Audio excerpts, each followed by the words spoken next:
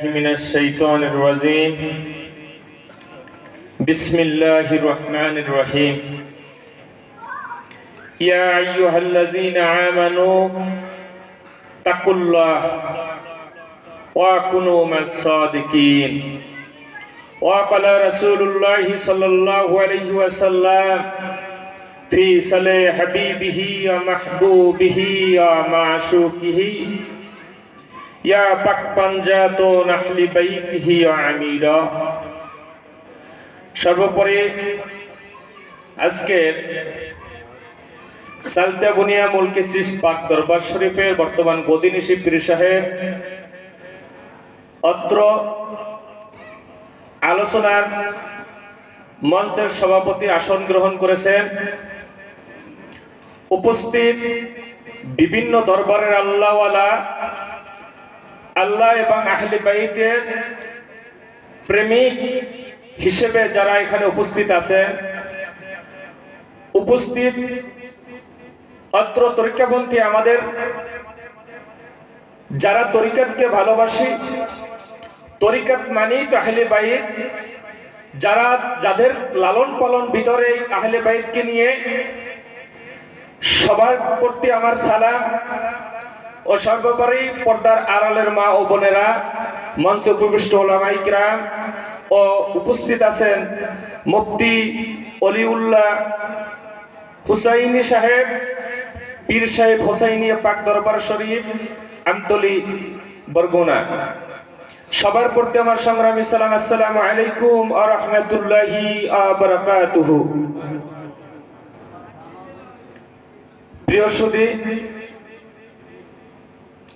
আপনারা জানেন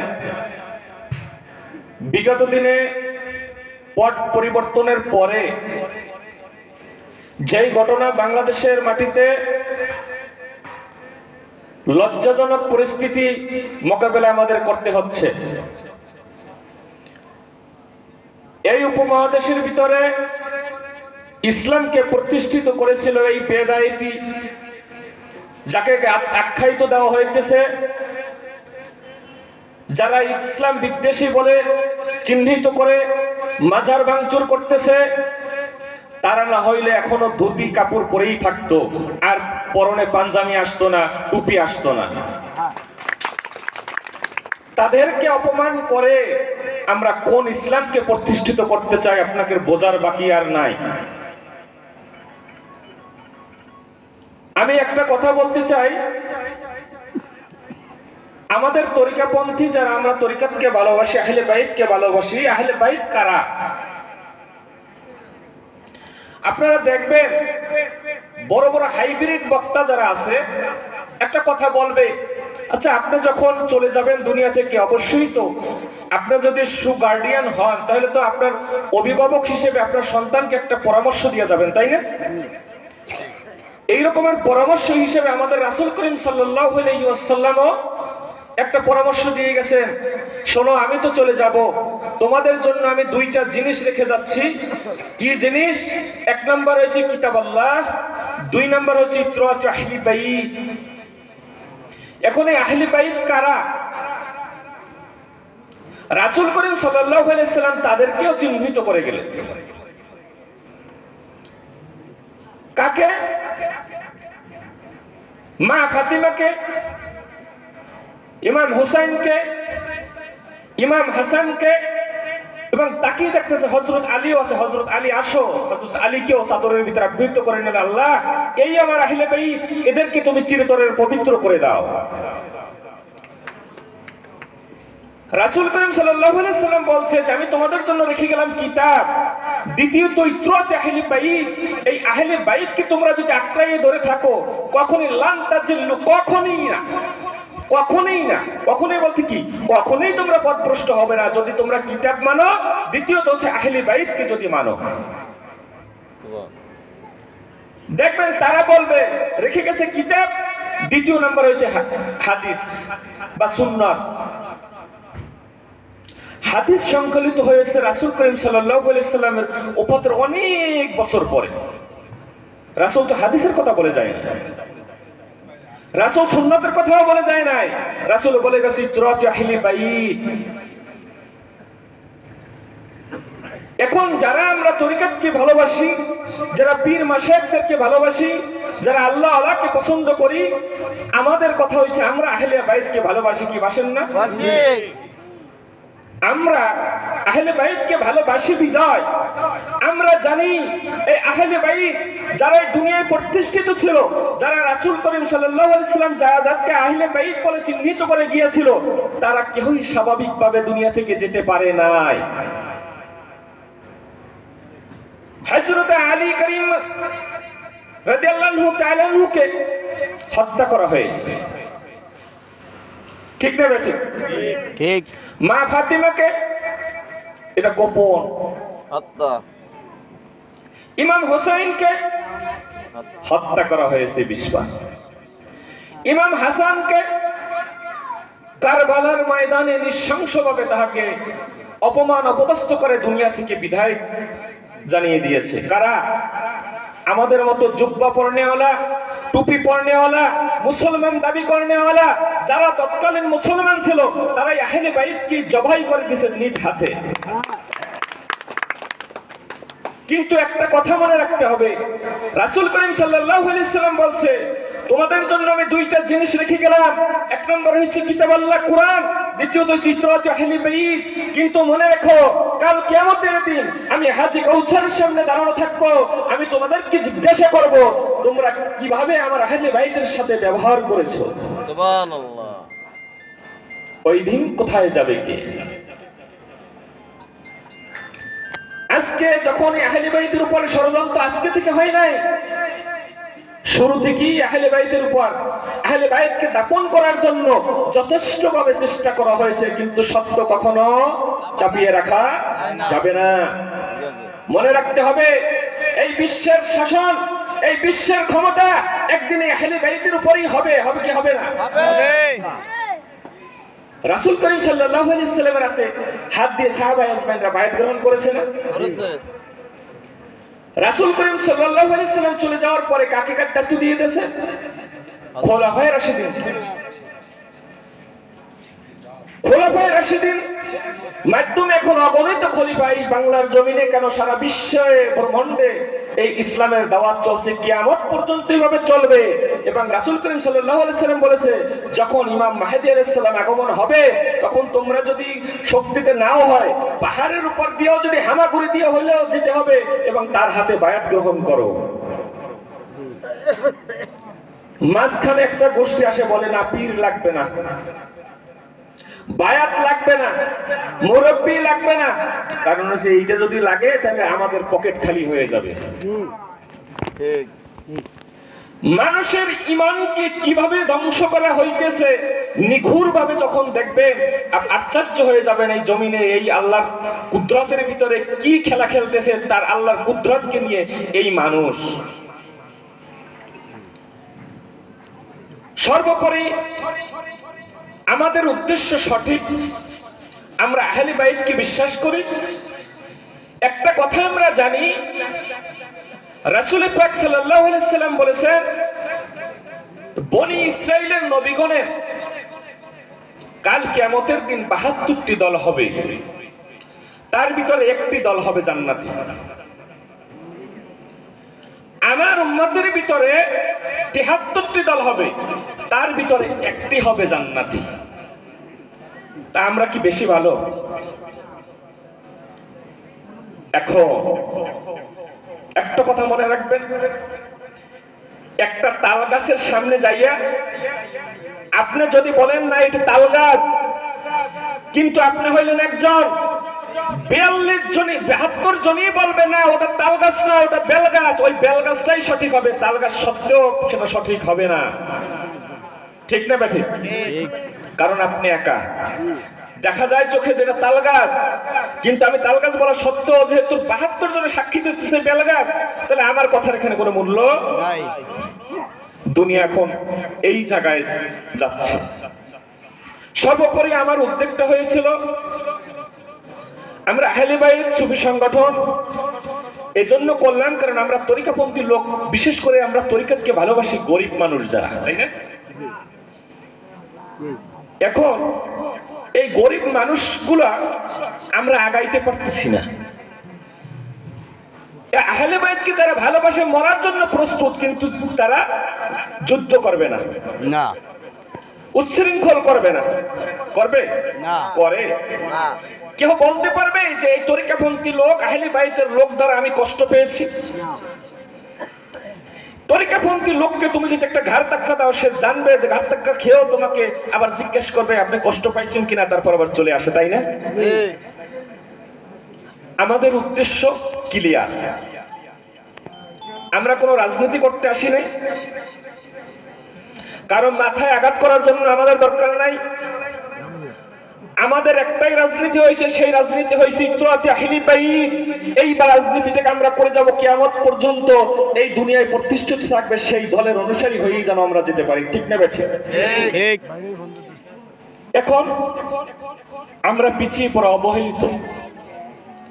আমার ছোট্ট একটি উদ্যোগ, এই সংগঠনটি নিয়ে আমি অনেক দিন যাবৎ কাজ করতেছি। ইতিমধ্যে আমরা আহলে বাইত সুফি সংগঠন নাম অনুমোদন পেয়েছি। কিছুদিন আগেই আমাদের এনএসআইর একটা তদন্ত আসছিল, সেটা করে গেছে। ইনশাল্লাহ যেটা হয় সেটা ইনশাল্লাহ হবে। আমাদের সংগঠনের কর্মকাণ্ড তো থামিয়ে রাখা যাবে না, তাই না? আমরা চাই আমাদের বরগুনা জেলা ব্যাপী সকল তরিকাপন্থী যারা আহলে বাইতকে ভালোবাসে তাদেরকে নিয়ে একটি ছাতার তলে আসতে। হিংসা বিবাদ তো তরিকাতের নাম নয়। না। আমি যদি সঠিক তরিকাতকে ভালোবাসি, আমি যদি পিছিয়ে থাকি, আপনি যদি একটু বেশি জানেন, আমাকে আগাই নেওয়ার দায়িত্ব আপনার। কারণ যদি ওই 72 দল হিসেবে একটা দল যদি এইটাই হয়, সেদিন আপনার সাথে আমার সাক্ষাৎ হবে, ওই দিন আপনার কর্তব্য কিন্তু হিসাব দিতেই হবে, কেন আপনি আমাকে একটু সজাগ করলেন না। হবে কি হবে না? হবে। দেখেন আমাদের তরিকাপন্থী যারা আসছে তাদেরকে একটু স্বাবলম্বী করে গড়ে তোলা। আমাদের এই সংগঠনের কিছু উদ্দেশ্য থাকে, লক্ষ্যবস্তু থাকে। লক্ষ্যবস্তুটা হচ্ছে আমরা কমিটির মাধ্যমে গ্রামে বা ইউনিয়ন ব্যাপী আমাদের এই তরিকাতের লোক, এই সংগঠনের লোকদেরকে নিয়ে আমরা কিছু কর্মকাণ্ড। একটা কর্মকাণ্ড হচ্ছে আমরা টেইলারিং, কারণ তরিকাতে তো সবাই আসে, আসলে তাদেরকে স্বাবলম্বিত করতে হবে, তাই না? স্বাবলম্বী করার জন্য আমরা, আমাদের এত টাকা পয়সাও নাই বা সংগঠনে এখন পর্যন্ত ওই রকমের কিছুই হয় নাই যে কাউকে অর্থ দিয়ে আমরা তাকে সাহায্য করব। আমাদের উদ্যোগগুলো আমি একটু বলি আপনাদেরকে, যে আমাদের এই তরিকাপন্থী লোকদেরকে নিয়ে কিছু মানুষকে টেইলারিং প্রশিক্ষণ দেওয়া হবে, ঘরে বসে যেন তার কর্মটা সে করতে পারে। সেজন্য প্রয়োজন ক্ষেত্রে মেশিন সরবরাহ করবো আমরা, তাহলে সে একটু সচ্ছল হবে না? দ্বিতীয়ত, এই গ্রাম অঞ্চলে এমন কোনো মানুষ নাই যে দুইটা মুরগি না পালে, আছে না? আছে। হাঁস না পালে, একটা ছাগল পালে, একটা গরু পালে। আচ্ছা, ইচ্ছা করলেই কিন্তু তারা ভ্যাকসিনেশন করতে পারে না, পারে? আমাদের সংগঠনের মাধ্যমে এই সংগঠনের আওতাভুক্ত যারা আছে তাদেরকে ভ্যাকসিনেশন সরবরাহ করাটা তারাই টাকা দিবে। অন্তত পক্ষে তাদের দুয়ারে নিয়ে যাওয়া, এই সংগঠনের মাধ্যমে আমরা এই সাপোর্টটুকু করবো যেন তারা একটু স্বাবলম্বী হইতে পারে। হাঁস মুরগি গরু ছাগল পালনের প্রশিক্ষণ এবং মুরগির বাচ্চা দিয়া তাদেরকে সচ্ছল করা। আমাদের উদ্যোগের ভিতর আছে আমরা ব্লাড ব্যাংক তৈরি করব। আমাদের এই সংগঠনের সদস্যদের মধ্যে মানুষ সুস্থ অসুস্থ নিয়েই তো জীবন, যদি কখন কারো প্রয়োজন হয় যেন আমরা সহায়তা হাতটা বাড়াই দিতে পারি। আমাদের উদ্যোগ আছে আমরা যেন উপজেলা ভিত্তিক একটা অ্যাম্বুলেন্স রেডি রাখতে পারি। এটা আমাদের মৌলিক স্বাস্থ্যের ব্যাপার না, আমাদের প্রত্যেকেরই দরকার। নানান কর্মকাণ্ড, উন্নয়নমূলক কর্মকাণ্ড, তার ভিতরে আমাদের তরিকাতের কর্মকাণ্ড নিয়ে আমরা সামনে যেন চলে যেতে পারি। আচ্ছা, এই উদ্যোগগুলো আরো অনেক উদ্যোগ আছে, যে উদ্যোগগুলো সবই আমাদের স্বাবলম্বী হওয়া এবং ভালো কিছু উদ্যোগ। এই উদ্যোগগুলো যদি নিয়ে আমরা চলতে পারি, আপনারা কি বলেন, এটা নিয়ে সামনে আগানো যাবে কি যাবে না? যাবে। আপনারা কি চান? আপনারা যদি চান, আপনাদের সহযোগিতা আমি একান্তভাবে কামনা করতেছি। কারণ একা যদি ভালো থাকেন, এই ভালোটা তো ভালো নয়। আপনার আশেপাশে যারা আছে সবাইকে নিয়ে ভালো থাকাটাই ভালো ভালো। আপনার কারা? আপনি যখনই চক্ষু বন্ধ করবেন, আপনার বলতে গেলেই যখন এই গোষ্ঠী ছাড়া আর আপনার আপন নাই। কোরআনের আয়াতকে যদি বিশ্বাস করি, আল্লাহ পাক রব্বুল আলামিন স্পষ্টভাবে বলছে, কাল কিয়ামতের দিন তোমার দলনতার সাথেই তোমাকে উত্থাপন করা হবে। যারা দলনতার সহিত উত্থাপিত হবে তাদের ডান হাতে আমলনামা দেওয়া হবে, আনন্দের সাথে তারা পাঠ করতে থাকবে, তাদের সাথে সামান্য পরিমাণ জুলুম করা হবে না। তা আমরা কি সেই দলনেতার সহিত উত্থাপন হব না? অবশ্যই। যেহেতু আমার দলনেতা আছে, তো আমার মুর্শিদই তো আমার নেতা। তো আমি যদি কিয়ামতের দিন এই গোষ্ঠী সহই উঠি, থাকি এদের সাথেই তো আমার সাক্ষাৎ হবে, হবে না? হবে। এদেরকে নিয়ে ভালো থাকাটাই তো আমার ভালো।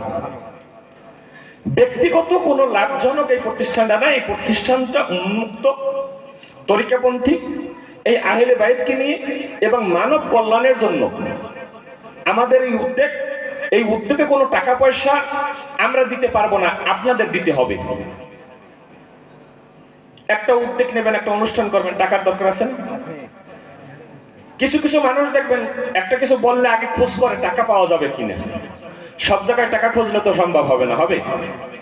কিছু কিছু জিনিস আছে সেখানে টাকা দেওয়াও লাগবে।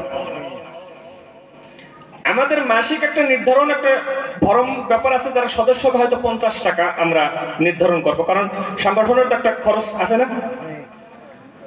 দ্বিতীয়ত, আমাদের ঈদে মিলাদুন্নবীর যে অনুষ্ঠানটা বড় সড়ো জেলাব্যাপী যদি আমরা আয়োজন করতে যাই, সেখানে প্রয়োজন আছে কি আছে না? আছে। আপনারা কি একমত কিনা? হ্যাঁ। ঈদে গাদিরে খুম, এটা আমরা জেলাব্যাপী উদযাপন করতে চাই, এটা কি আপনার একমত কি একমত? একমত। আমাদের চিশতিয়া তরিকার কান্ডারি খাজা মাইনুদ্দিন চিশতি রহমাতুল্লাহ আলাইহির যে দিবসটি ওফাত দিবস, এটা যদি আমরা জেলাব্যাপী আয়োজন করি, এটা কি আপনার একমত কি একমত? একমত। তাহলে আমরা যদি এই অনুষ্ঠানগুলো করি, এখানে যদি আমি দরবার ভাগ করতে যাই, এই দরবারে এই দরবারে এই দরবারে এই দরবার ভাগ করার কিন্তু এখন সময় নাই। নাই। তরিকাত যদি করতে আসে, তাহলে হিংসা নিন্দা আগেই তো দূর করতে হবে, কারো ভিতরে সেই চিহ্ন রাখা যাবে না। মূল কথা হচ্ছে, সবার কাছে আমার অনুরোধ, আমরা তরিকতকে সামনে এগিয়ে নিয়ে যেতে চাই, তবে মনে রাখতে হবে ভালো জিনিসের ভিতরে খারাপ জিনিস ভরপুর থাকে। কিছু ভালো জিনিসের চারপাশে কিছু খারাপ জিনিস থাকে। এখন এই খারাপ জিনিসের কারণে আমরা যারা ভালো তরিকাপন্থী, যারা তরিকাতকে ভালোবাসে, তারা দুর্নামের বাকি হচ্ছে না? হ্যাঁ। অধিকাংশ দরবার আছে দেখবেন, চেষ্টা করে, দরবার তো হইয়া উঠতে পারে না, অসৎ কখনো জায়গায় উঠতে পারে?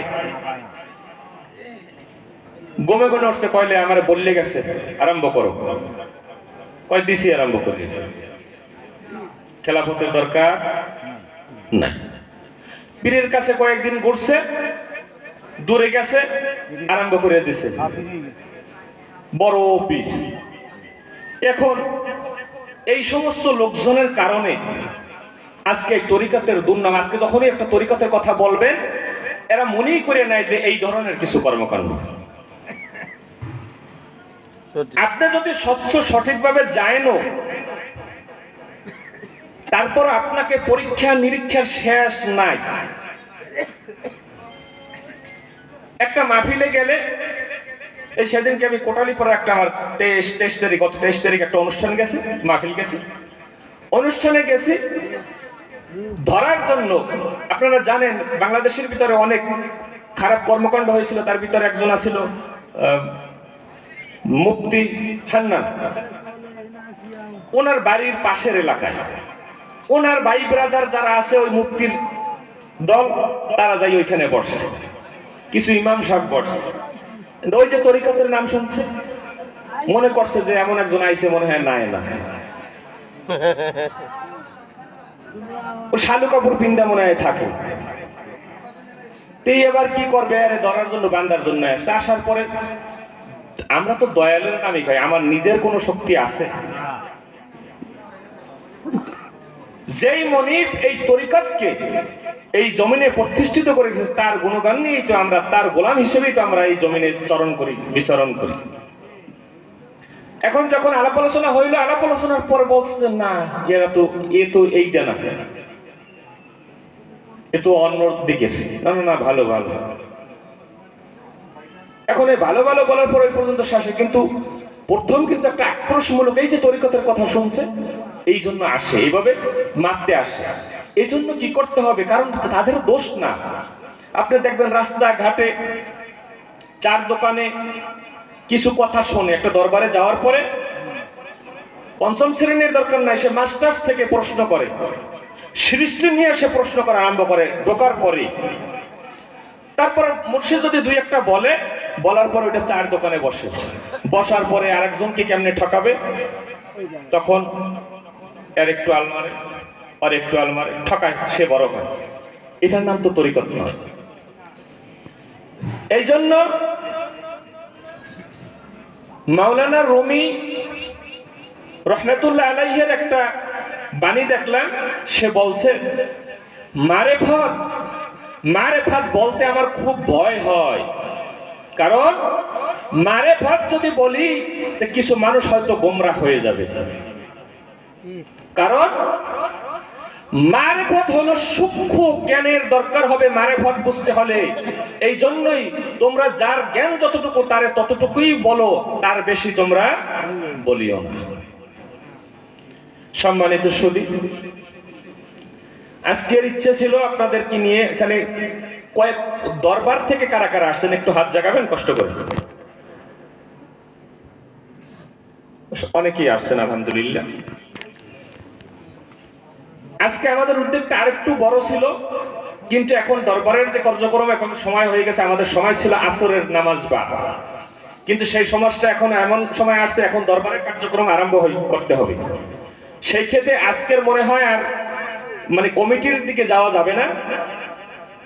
কমিটির ব্যাপারে আমরা নির্দিষ্ট একটা সময় আপনাদেরকে জানাবো, এবং আপনাদের মত জানতে চাই। আমাদের বামনা থানার ভিতরে মুলকি চিশত পাক দরবার শরীফ বহু পুরানা, ঠিক না? এবং তার যোগ্যতা অনুসারে আমি যখন তার কাছে আসলাম যে আমি এইভাবে একটা সংগঠন করতেছি, এখন আপনি কি বলেন, কিভাবে আপনাকে কোন জায়গায় রাখতে চাই? বড় মানুষের মন মানসিকতা, বড় উদারতা। আমরা আপনাদের সন্তানের সমতুল্য, সন্তানের বয়স হচ্ছে হয়তো আমি ছোট। এখন আমি উদ্যোগ নিয়েছি, আমার নিজের স্বার্থ বলতে এখানে কিছুই নাই। উদ্যোগ নিয়ে যখন আমার দরকার কাগজ কলমে, এই সেই আমি সভাপতি হয়ে সাধারণ সম্পাদক মোহাম্মদ আব্দুল হালিম ভাইকে ধরছি, তাকে সাধারণ সম্পাদক নিয়ে আমরা দৌড়াদৌড়ি করার পরে এই নামের অনুমোদনটা পেয়েছি। আশা করি ভালো একটা রেজাল্ট হবে। সরকারি যে তদন্ত একটা হয়, এনএসআই তদন্ত, সেটা হয়ে গেছে। এটা হওয়ার পর যে রিপোর্টটা আসে আলহামদুলিল্লাহ আস্তে আস্তে হবে। কিন্তু আমাদের উদ্যোগ হয়েছে, যখন তার কাছে আসলাম, এখন আপনাকে কি কোন জায়গায় রাখতে পারি, কিভাবে হয়েছে যখন বলার পরে জেলা সভাপতি আমি। এখন উনি বললো কি, তাহলে আমাকে উপজেলা সভাপতি রাখলেই হবে। আমি বলি এটা কেমন হয়, আমি যদি জেলা সভাপতি থাকি আপনার উপজেলা সভাপতি? কয় না, ওইটা দরকার হয় না। কয় বাবা যখন বয়স হয়ে যায়, একটু বয়সে থেকে সাজেশন দিলেই ভালো হয়, ছেলেরা সামনে আগাই গেলেই এটা ভালো।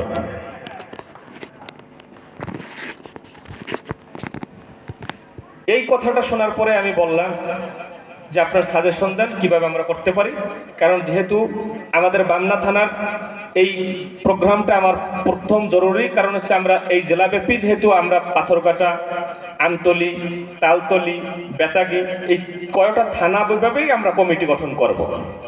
তার ভিতরে যেহেতু আমার এলাকা, এই জায়গাটাই আমরা একটু প্রথমত করা দরকার, এটা অধিকার আমার, তাই না? এখন আপনারা কি সবাই একমত আছেন যে আমরা সাধারণ একটা সংগঠনের মাধ্যমে আমরা এক ছাতার তলে থাকবো?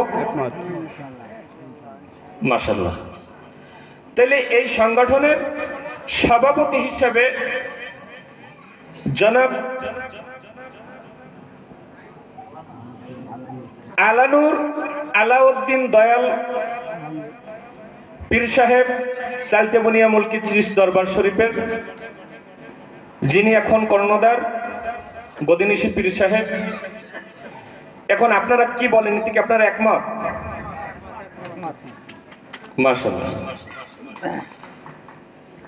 তার মাধ্যমে আমরা একটা নির্দিষ্ট সময় দিয়ে তাকে বলবো, তার সুযোগ সময় আজকের এখন এই পরিবেশটা এখন আর নাই, আজকের এখন এই আলোচনা একটা দীর্ঘ আলোচনা দরকার। আপনাদেরও এখন এতদিন তো জানেন না আসলে কি কি সংগঠন, কি হবে, কি এখানে কার্যক্রম, এটা জানার দরকার। এখন যখন মোটামুটি একটু অভিজ্ঞতা হয়েছে না, এখন একজন একটু মনে ইচ্ছা করলে হয়তো একটু ব্যাপার নিয়ে আলাপ আলোচনা করতে পারেন যে আমাদের এইটা দরকার, এইটা করলে ভালো হয়, এইটা করলে আর একটু সামনে আগানো যাবে, এই রকমের আপনাদের মতামত দরকার। আমরা চাই সবাই একাত্র হয়ে সামনে আস্তে আস্তে এগিয়ে যেতে।